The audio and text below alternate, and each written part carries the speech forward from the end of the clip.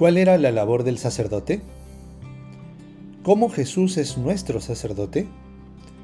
¿Cómo me afecta el sacerdocio de Jesús? De estas preguntas hablaremos en la lección de esta semana. Bienvenido y bienvenida al repaso de la lección de este trimestre, titulado en estos postreros días el mensaje de Hebreos. Mi amigo, mi amiga, esta semana hablaremos de Jesús, el sacerdote fiel. Es la lección correspondiente para el 5 de febrero del año 2022. El texto de memoria se encuentra en Hebreos 7:26, porque tal sumo sacerdote nos convenía, santo, inocente, sin mancha, apartado de los pecadores y hecho más sublime que los cielos. Maravillosas características de Jesucristo como nuestro Salvador. La idea fuerza es: somos corruptos, tú y yo, y en nuestro estado de pecado podemos llegar a ver a Dios como iracundo y exigente. Dios Padre y Dios Hijo hicieron cosas maravillosas para llegar al corazón del hombre. Eso tú y yo debemos tenerlo presente. Vamos con la primera idea fuerza, nuestras acostumbradas 5 ideas fuerzas de esta semana. La primera idea fuerza está en Hebreos, en el libro de Hebreos, capítulo 4, verso 15. Vamos a buscar qué dice Hebreos, capítulo 4. La palabra de Dios nos dice lo siguiente, mi amigo, mi amiga. Por favor, aprovecha en buscar en tu Biblia también para poder leer juntos.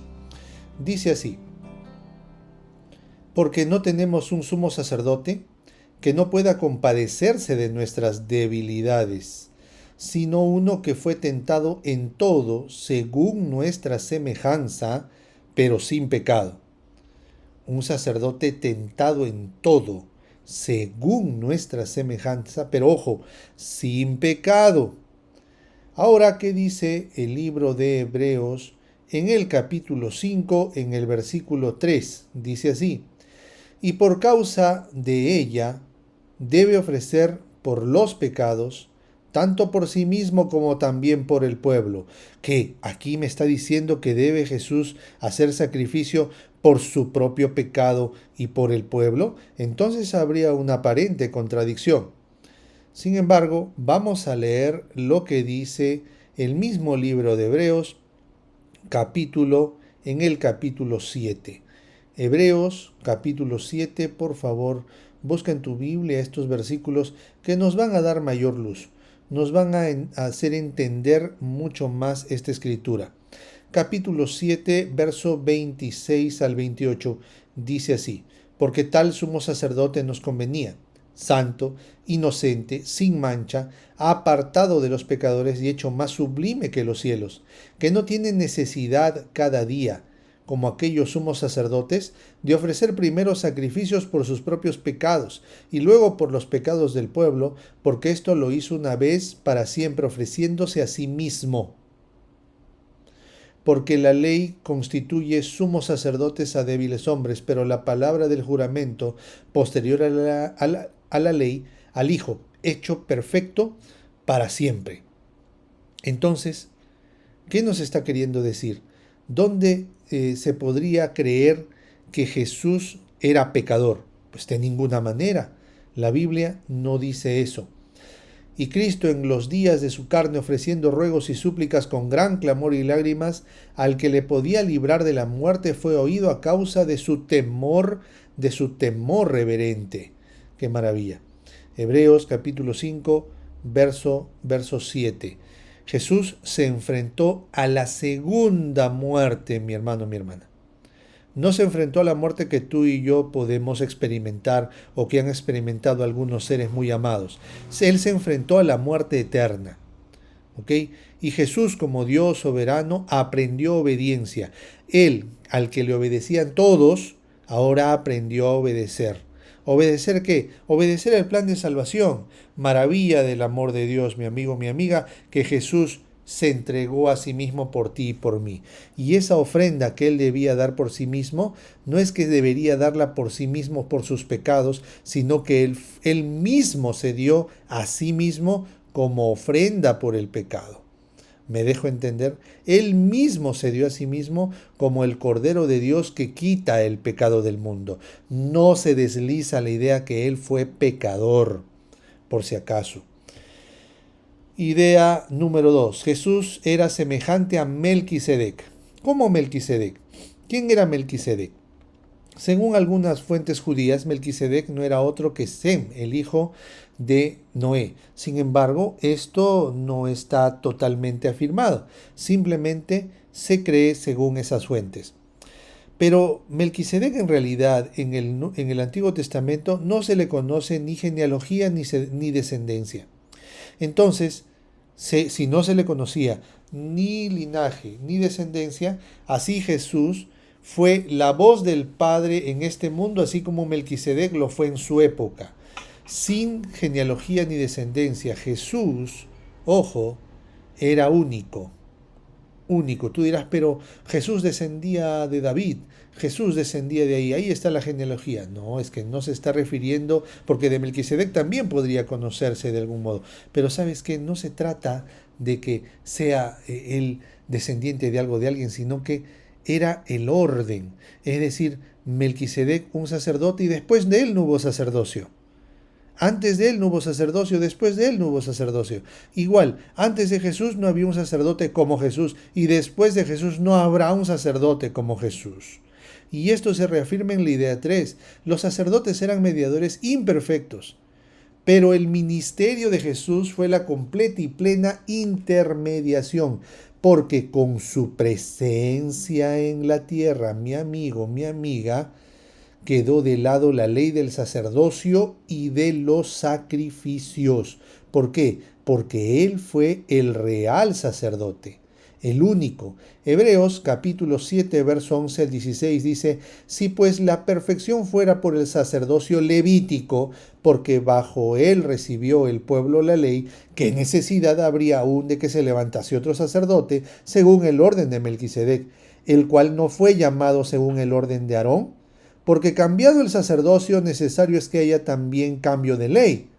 Y aquel de quien se dice esto es de otra tribu, de la cual nadie sirvió al altar, o sea, descendiente de Judá, Jesús. Porque manifiesto es que nuestro Señor vino de la tribu de Judá, de la cual nada habló Moisés tocante al sacerdocio.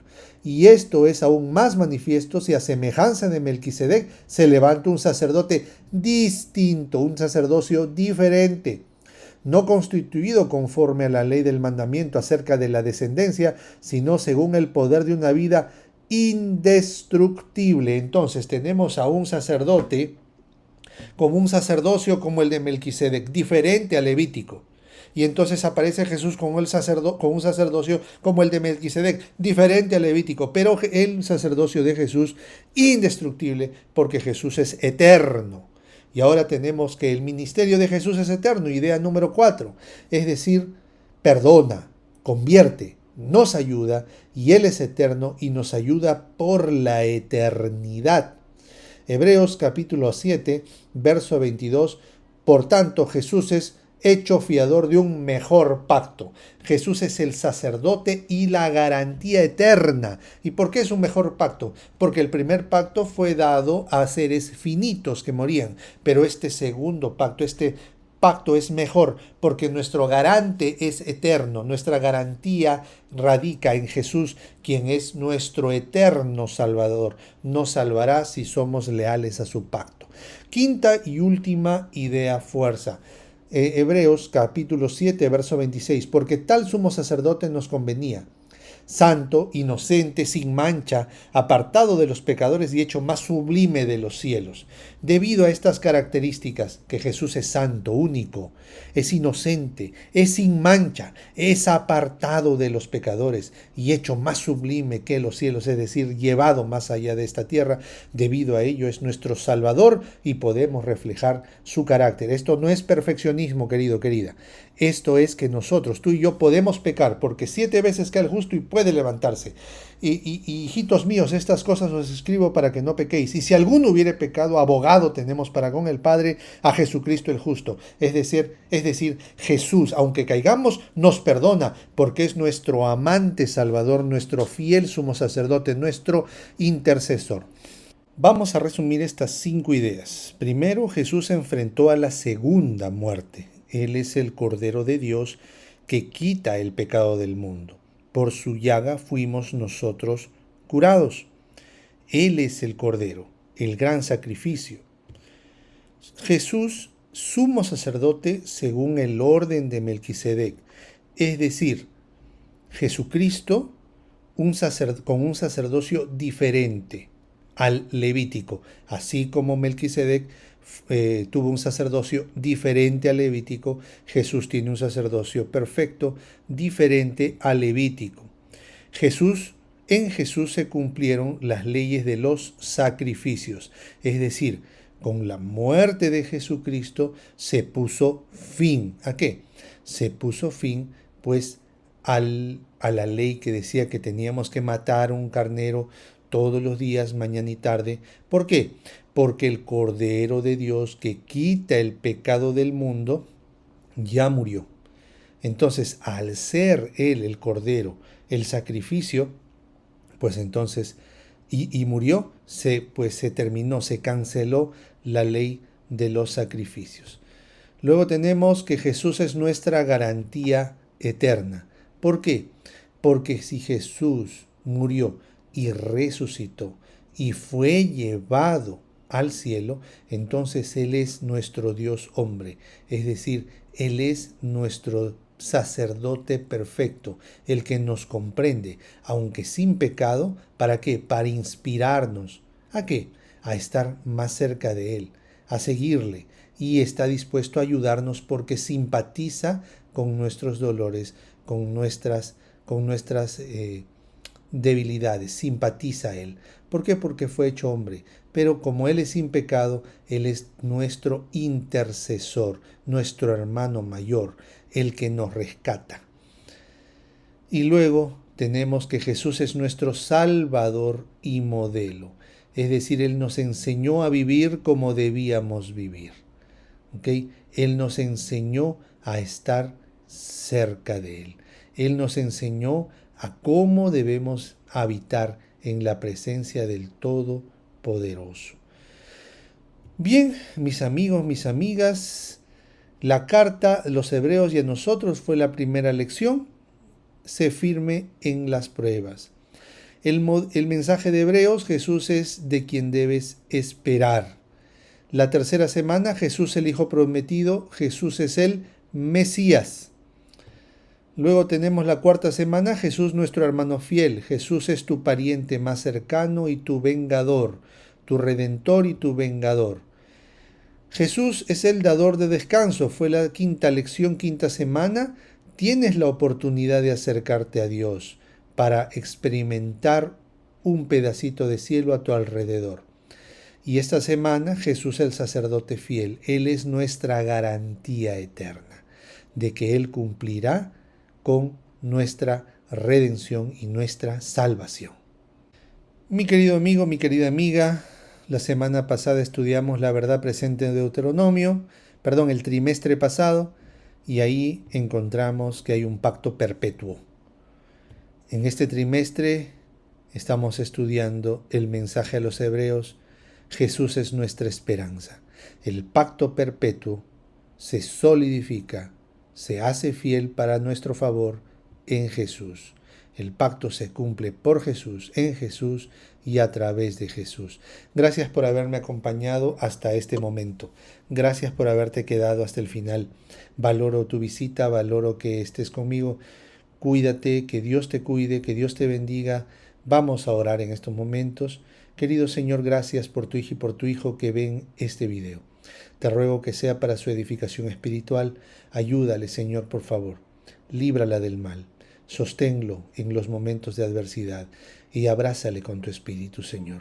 Ayúdanos a ver en tu Hijo Jesús que tenemos esperanza gracias a su eternidad. En el nombre de Jesús. Amén. Gracias y si no te has suscrito, suscríbete a este canal. Tenemos contenido variado para ti y tu familia. Un gran abrazo.